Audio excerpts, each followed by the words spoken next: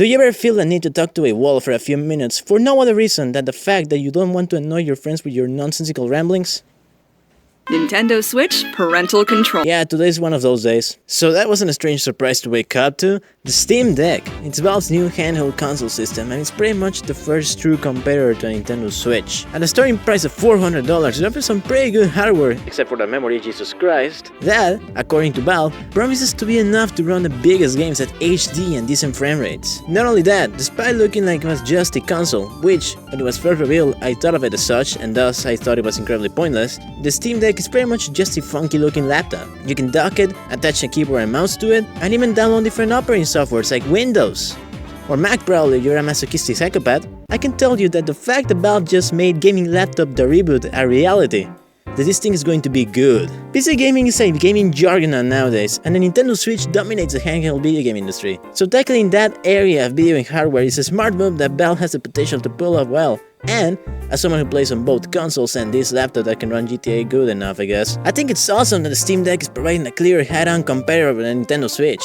Nintendo has been able to get away with piece-scrap hardware for 4 years now because it didn't have any true competitor until this year.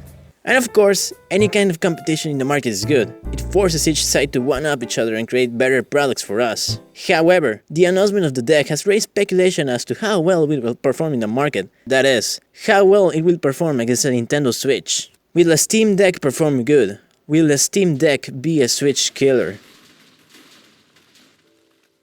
Man, I just feel like that is so not gonna happen, sadly. A brief crash course in the mobile gaming industry. Nintendo wins every time. Nintendo has been since the Game Boy the company that simultaneously delivers the console with the worst specs in comparison with its competition, yet also being the most successful handheld of their generations. Let's take a look at the numbers. The Sega Game Gear was a main competitor with Nintendo's Game Boy back in the 90s. Well, it also competed alongside the Atari Lynx, but no one talks about it. What are you, at the older brand in the UK? The Game Gear was more powerful than the Game Boy and featured a screen that had both color and light. It sold a modest 10 million units. Meanwhile, the Game Boy had way less power and had a hideous greenish screen. I know it's supposed to be black, but come on, it never looks that way. And it had no light, so if you wanted to play in the dark, you would be screwed. So it makes sense that the Game Boy sold nearly 10 times the amount of what the Game Gear sold. This is even despite Sega at the time actually outperforming Nintendo in the home console market. They had the advantage of being a more popular brand. During the 2000s, the PSP was a decently powerful handheld, and again, like Sega, was made by another big game giant that was kicking Nintendo's ass back then. It sold around 80 million units, while the DS, which was more on the power than the PSP, is the best-selling handheld console of all time. During the 2010s, again, Sony released a decently powerful handheld, the PS Vita, which could run home console-sized games such as Persona 4. It sold around 15 million units. The 3DS literally had a 240p screen in 2011 through 2017 and sold 70 million units. Like, how? How can Nintendo get away with this? Well, I think it boils down to three different things: brand recognition, exclusives, and gimmicks. Is there anybody out there that hasn't heard of the word Nintendo before? I doubt it, especially if you're into gaming. Nintendo is the most recognizable video game brand ever. They are. There's a reason why grandparents seem to think that everything is a Nintendo. The electric chair? That's a Nintendo right there, man! It kind of does look like Wario, to be honest. PlayStation and Xbox are still largely known by the general public, of course. Even Obama knows the Xbox. Our responsibility to help them learn. That means putting away the Xbox.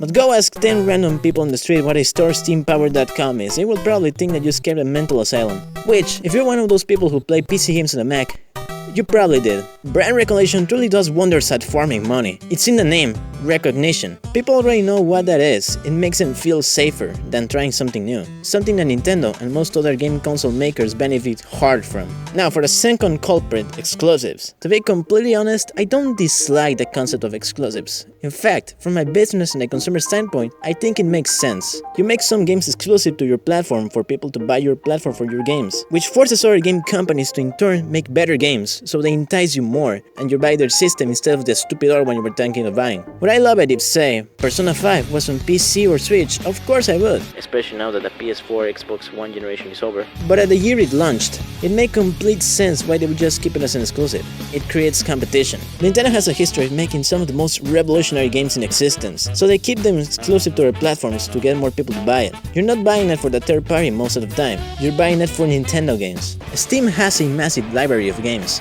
Yes, and if we go with a by-a-book definition of what an exclusive is, i.e. a game only available on one platform, you can say that Steam also technically has the most exclusives out of any game machine on the planet, because, well, most of the games were made only with the PC in mind. Oh, now don't be like, where's my Neko Para Catboy's Paradise PS5 port? However, no one builds or buys a pre-made PC with the intention of only playing games that are exclusive to PC. You also do it to play some of the third parties that are also available on other consoles, but playing them at their maximum potential, with their best performance and resolutions. However, for the average consumer, playing them on a console is worth it because of their simplicity, albeit at a loss of resolution and frame rate. Now, let's talk about... Oh. Mama! Gimmicks are the true force moving Nintendo's handhelds into success. The entire existence of the DS was a dual screen, which did wonders at creating different gameplay experiences and thus making it a massive success. The Switch has two main gimmicks, the fact that it's both a portable and a home video game console, which doesn't really matter anymore, and crucially, the fact that it's also multiplayer straight out of the box. I can't tell you how many times I've seen people on my high school campus take out their Switch from their backpacks, split the Joy-Cons into two, and playing Smash Bros. And Mario Kart with friends. It does wonders at introducing more people to the Switch, and thus, many of those new people might be interested in picking one up for themselves. And that also ties back into the topic of exclusives. Most of Nintendo's best-selling games past the NES era are multiplayer focused. Parents buy Nintendo consoles so their children can play them at the same time, or teens and adults pick this up to play them with the boys. The entire concept of PC gaming has always felt like a more personal experience for me. It's your machine. People spend hundreds of dollars to customize it to their heart's content. This is true to the deck, as that one is pretty much, again, just a pre-built gaming laptop, where you can download any OS you desire. Consoles, on the other hand, feel like a more communal experience for me. You pretty much have the same thing as everyone in the world has. While yes, it loses customization and performance, it simplifies the gaming experience at the end of the day.